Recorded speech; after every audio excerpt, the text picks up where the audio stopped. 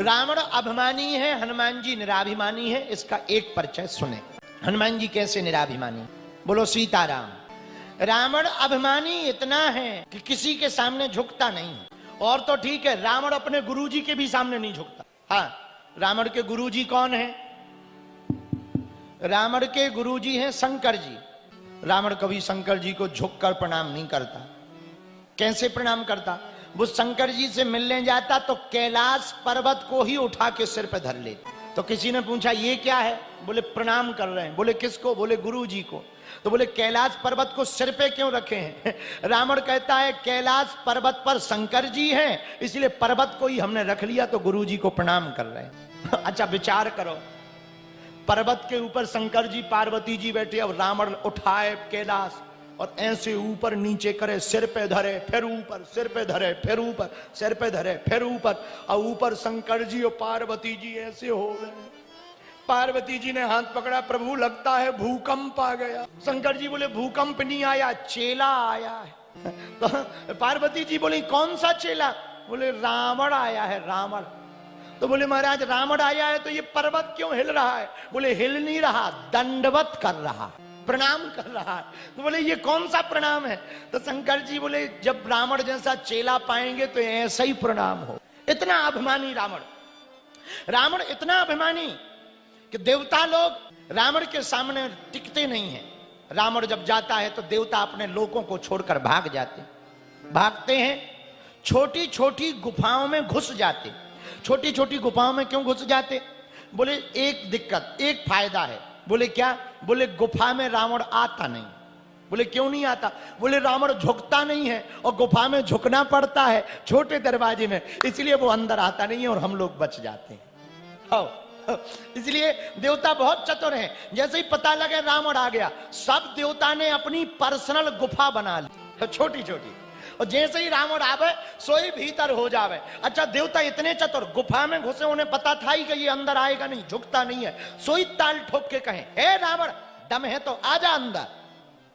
रावण कहे भाई अब बाहर होते तो आते, अब अंदर कौन आवे, झुकते नहीं है हम।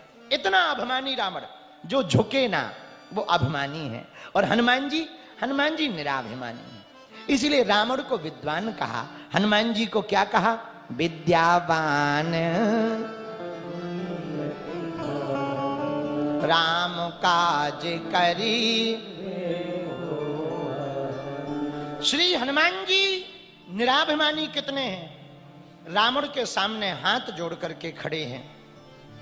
रावण से ज्यादा बल है पर हाथ जोड़कर खड़े।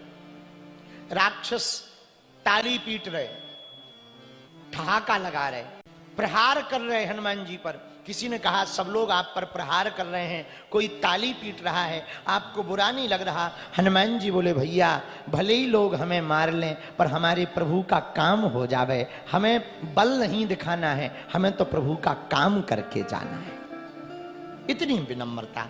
हाथ जोड़कर रावण के सामने हनुमान जी खड़े। एक बात हम सज्जनों कहना चाह रहे, विनम्रता लाने में कोई दोष नहीं है। तुम दो हाथ जोड़कर हजारों लोगों को अपना बना सकते हो, थप्पड़ मारकर दो लोगों को भी अपना नहीं बना सकते। ये विनम्रता का फायदा है। हाथ जोड़कर हजारों लोग तुम्हारे हो जाएंगे पर थप्पड़ मार करके तुम हजारों लोगों को अपना, क्या कोई बल से बलपूर्वक तुमसे भक्ति करा सकता है? अच्छा कोई तुमको धमकी देवे कि तुम्हें कथा में आना पड़ेगा, क्या इतने लोग आएंगे? बलपूर्वक कोई भक्ति नहीं करा सकता पर प्रेम पूर्वक कोई भी भक्ति करा सकता है। और प्रेम पूर्वक इसलिए हम प्रार्थना करना चाहेंगे, थप्पड़ मारना बल है, हाथ जोड़ना प्रेम है। बोलो सीताराम। और विनम्रता में कुछ घटता नहीं है। अंग्रेजी का एक शब्द है सॉरी। लड़ाई हो जाए सॉरी बोल दो सो लड़ाई खत्म। लेकिन अस्पताल में यदि डॉक्टर सॉरी बोल दे सो आदमी, शब्द वही है लेकिन जो जहां बोला जाए, बड़ा अद्भुत शब्द है सॉरी। और सॉरी बोलने से भैया कुछ बिगड़ना नहीं, क्षमा मांगने से। पूरे भारत के लोगों से हम एक प्रार्थना करना चाह रहे, छत्तीसगढ़ के जितने लोग आज भिलाई में कथा सुनने आए हैं, यदि तुम अपने घर में महाभारत को बचाना चाहते, कलेश को बचाना चाहते, तलाक को बचाना चाहते, विवाद को बचाना चाहते, हमारे 2 मंत्र तुम नोट कर लो। तुम्हारी जिंदगी ना बदल जाए तो कहना, तुम्हारे घर में शांति ना आ जाए तो कहना, तुम्हारे घर में एकता ना हो जाए तो कहना। हमारे 2 मंत्रों को यदि भारत के लोगों ने मान लिया, हम वचन देकर हनुमान जी का प्रण लेकर के कहते हैं तुम्हारी जिंदगी आज से ही ना बदलने लग रहे, तो कहना 2 मंत्र हम आपको दे रहे, तुम्हारी जिंदगी बदल देंगे। और आज की कथा में केवल ये 2 मंत्रों को लेकर के तुम जाना। आज की कथा का सार ये 2 मंत्र हैं। अपनी जिंदगी में तुम ये 2 मंत्रों को उतार लेना। यदि इन तुमने 2 मंत्रों को उतार लिया, तुम्हारा तलाक बच जाएगा, तुम्हारा घर बच जाएगा, तुम्हारा विवाद बच जाएगा, तुम्हारा परिवार बच जाएगा। पहला मंत्र यही है, क्षमा मांगना सीखो, और दूसरा मंत्र ये है, क्षमा करना सीखो। पहला मंत्र है क्षमा मांगो, दूसरा मंत्र है क्षमा करो।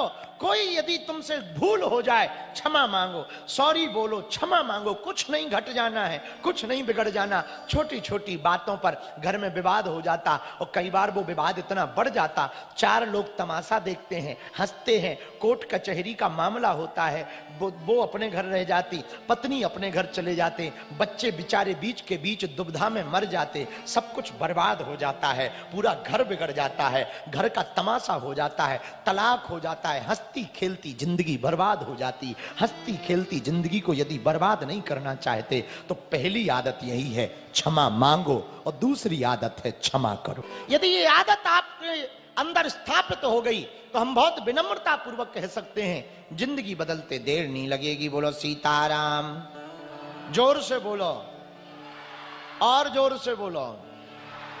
कौन कौन चाहता है कि हमारे अंदर ये गुण आवे? पक्का? तो ये बात नोट कर लो। कौन कौन सी? पहला मंत्र क्या है? क्षमा। और दूसरा मंत्र क्या है? यदि कोई क्षमा मांगे तो तुम भी मुंह ना फुला के बैठे रहना, ना ना ना ना। यदि कोई क्षमा मांगे तो तुम भी कह देना ठीक है, अब आगे से ध्यान रखना।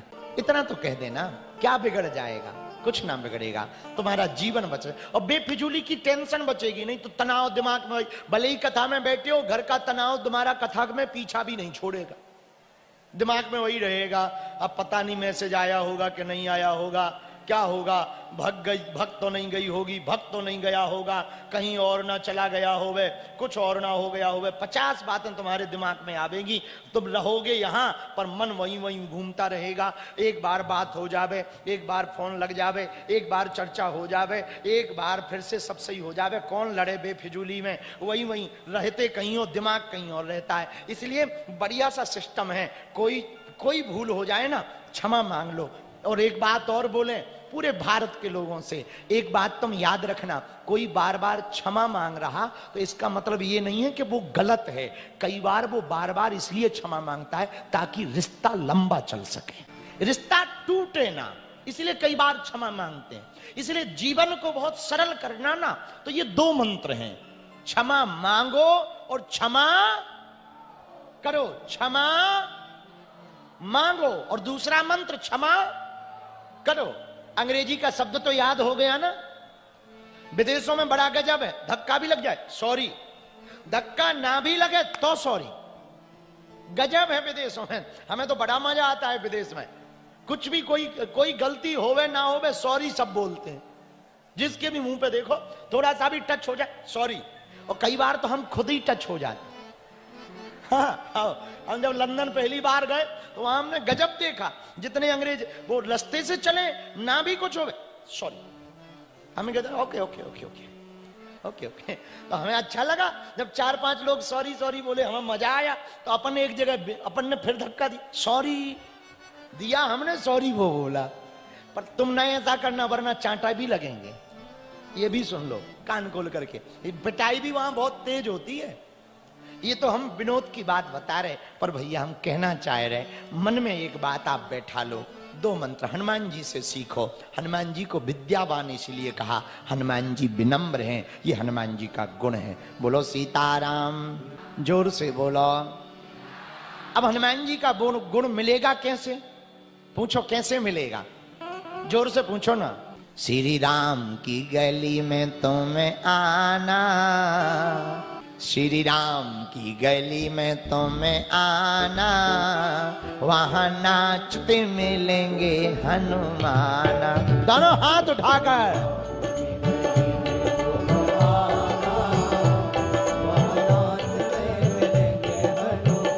ताली बजा।